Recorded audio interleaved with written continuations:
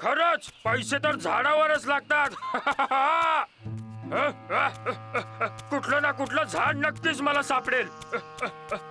हे सापडलं.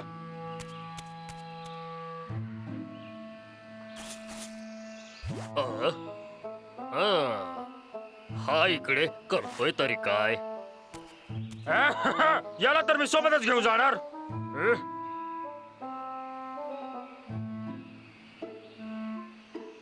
काय नशीब आहे माझं, माझा छोटासा खजिना.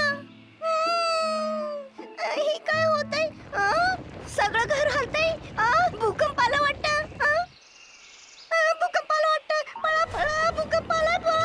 मला आता कोण वाचवणार? पळा.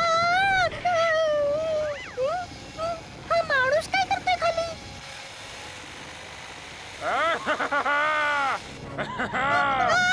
सगळं संपलं आता. माझं घर.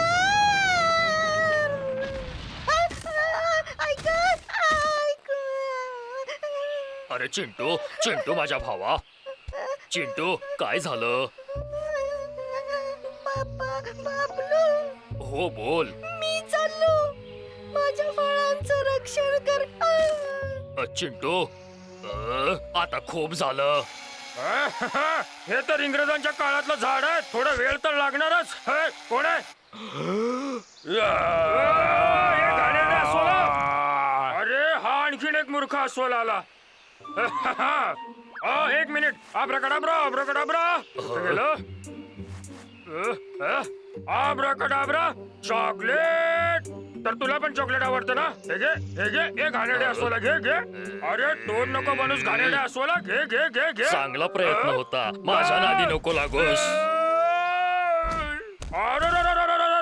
नाही बोललं असतंस तरी कळालं असतं मला.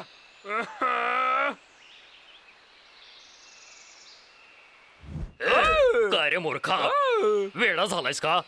तो माणूस झाडं कापायची मशीन आहे. सर्व झाडं कापून टाकेन तो आणि आपल्याला बेघर करेल. काय? झाड कापायची मशीन आहे? आता आपण बेघर होणार?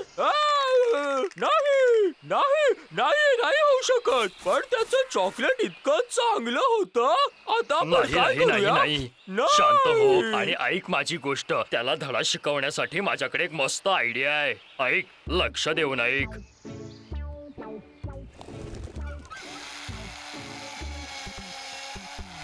अरे रे, हे झाड कापणे पण खूप कठीण काम आहे. मला तर कंटाळा आला.